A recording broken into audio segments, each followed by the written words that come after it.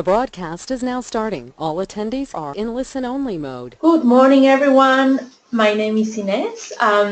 Thank you for signing up for this webinar about Iguazu and Ibera.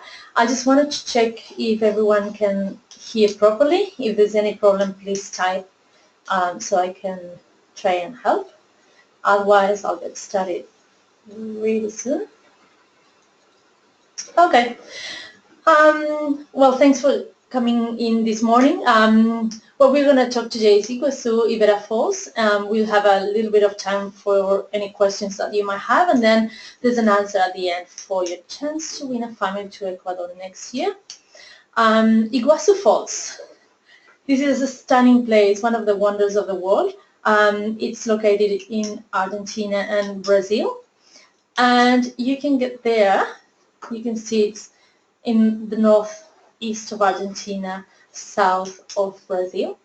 Porto Iguazu is located in the border between three countries, Paraguay, Brazil and Argentina. And you can get there from Buenos Aires with many daily flights with LATAM and Aerolíneas. It only takes 2 hours, as well as from Salta as well. It's 2 hours as well. Otherwise, you can get to Foz do Iguaçu, which is a Brazilian airport, from Rio de Janeiro in 2 hours, and from Lima, which is only 4 hours and saves a lot of travel going to other destinations coming from Peru. So that's an easy way of connecting with other countries in South America. So let me talk you through the park of Iguazu Falls. So there's a Brazilian side on the very left. You can see the gray trail, and then the rest of the park is the Argentinian side. So as you can see, there are many paths to walk in the Argentinian side, and that's why we usually suggest to stay probably 2 nights to allow 1 full day to the Argentinian side and half a day to the Brazilian side. On the left bottom, you can see that the trails in the Brazil, it's only 1, whereas there are many alternatives in the Argentinian side, which I'm going to talk to you.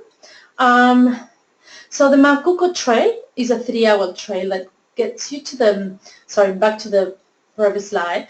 It takes you a little bit further into the jungle, so it's not in the typical area of the falls, but it's kind of a hidden gem. The upper circuit gives you a great panoramic view of the falls from above, and the lower circuit kind of splashes you with really fresh water. So just tell your passengers to have something to change clothes afterwards. Following is a train ride, which takes you to the most amazing view of the falls, which is the Devil's Throat. This is a 2-hour trek. You have to take the train and you have to walk a path, which is really nice. You get to see different areas of the national park while you are in the train. The view is mesmerizing. The roaring hearing of the falls is amazing. That's what gives the name of the Devil's Throat. It's just unbelievable. It takes 2 hours, but it doesn't stop you from staying there for a little bit longer, just to enjoy the scenery. And then there are a little bit of different tours that you can take in the national park, which is the full moon walk. We try to suggest this for passengers that stay during the full moon in Iguazu. This obviously is subject to weather. If it's cloudy and things like that, it might be a little bit tricky, but it's a really different cool experience. And then the Great Adventure gets you to get really wet underneath the falls. It combines a 4-wheel drive in the jungle, and it's for adventurous people, but anyone can do it really. We suggest not pregnant women, people with mobility difficulty, otherwise it's all good. And then the ecological trip is for bird watchers mainly. It goes through the quiet area of the falls, which is next to the Devil's Throat. So up, I'm going to go here. So it's in this area. As you can see, the waters are very calm, so that's where the ecological trip takes place. And then I'm going to take you to the Brazilian side. So as you can see, here is the Argentinian side, and you can you have 1 hour drive to get to the Brazilian side of the falls. The Brazilian has only one trail, as I mentioned previously. It is the great thing about this trail is that you actually get to see the 275 falls in a panoramic view.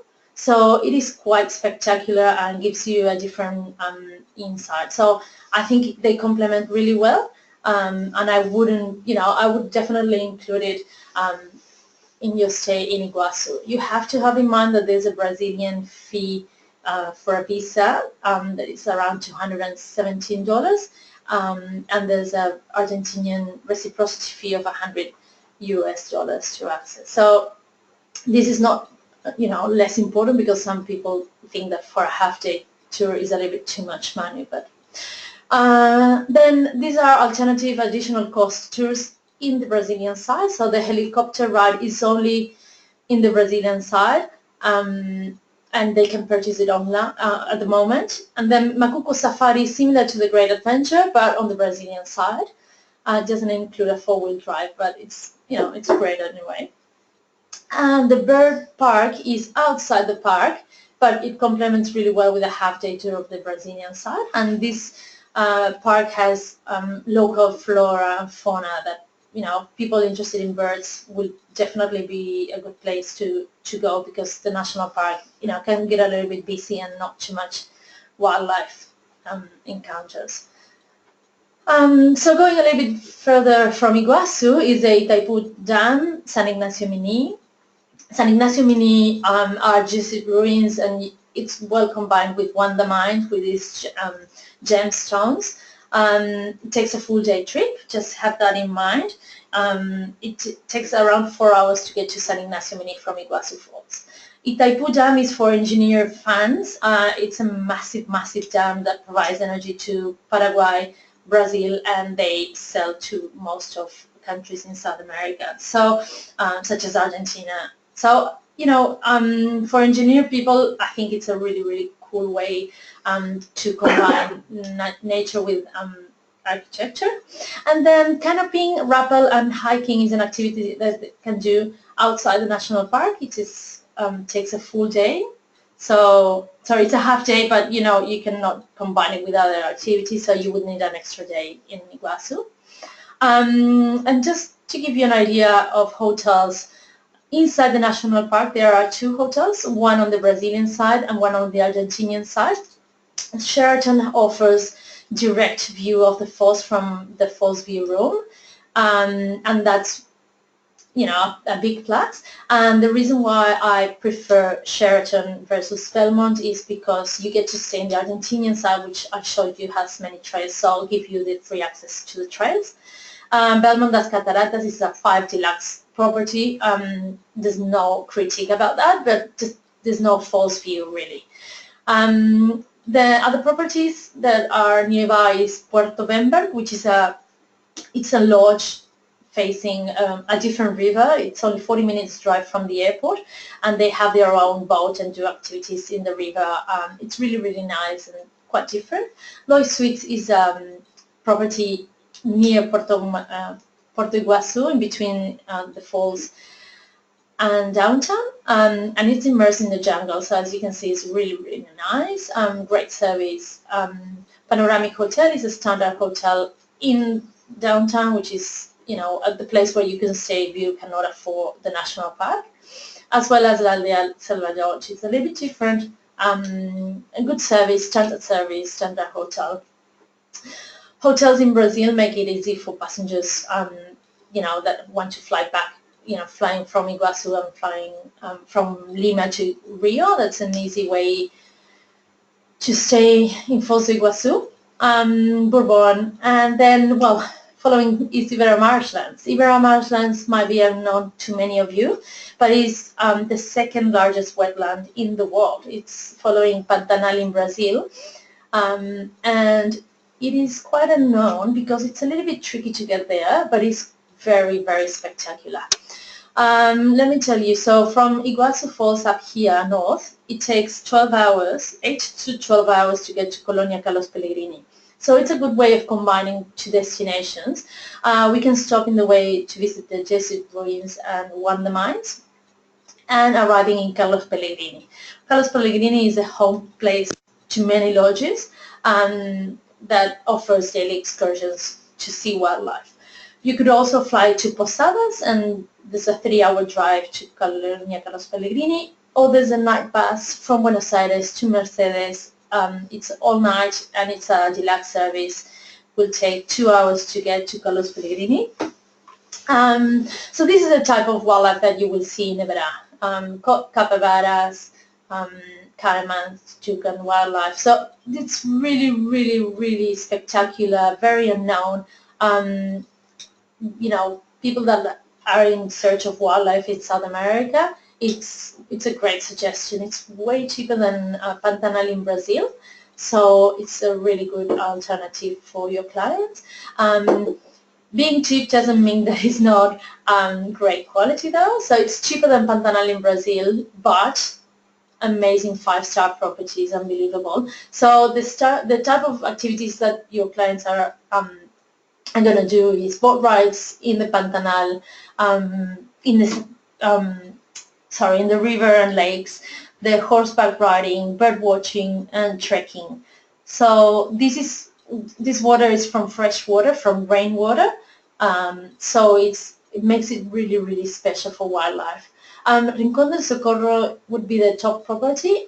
It's 1 hour away from Carlos Pellegrini, and it has their own lake, and it's really easy to access and spot wildlife. They do night walks, which is the best time of the day to spot wildlife. Posada de la Laguna is in Carlos Pellegrini, so it might be a little bit more busy, but it's cheaper and it's a great property anyway. There are many other lodges in Carlos Pellegrini that we sell, but it was a short presentation, so that's all I can show you today. So the question for you is, which are the 3 countries sharing border in Puerto Iguazu? So please reply to contourstravel.com.au, and good luck with the draw. Now I'm open to any questions that you might have.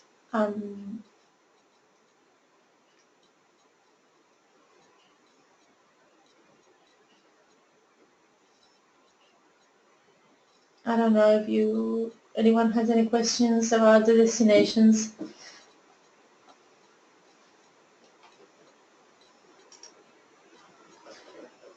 Well, no questions. Well, thank you everyone for coming in and joining us. Oh, sorry, there's one question here. How long do you suggest staying in the marshlands? Look, I would suggest no less than 3 nights because it takes a while to get there. 3 nights will give you 2 full days to explore, but obviously I would say 4 nights would be the very best if your passengers can, they have a little bit of time. And in Iguazu Falls, we say no less than 2 nights. Some passengers did stay 1 night, and it's a little bit rushed. With 2 nights, you get to see both parks really, really in depth. But if you have 3 nights, then you can do other things like the forest experience, or maybe going to a lodge like Puerto Bember can give you a different type of stay and experience without missing out on Iguazu Falls. So if you have 3 nights, that's that would be great. 2 nights would be the minimum, I would say. Excellent. Well, thank you for your time, everyone, and talk to you soon. Bye bye.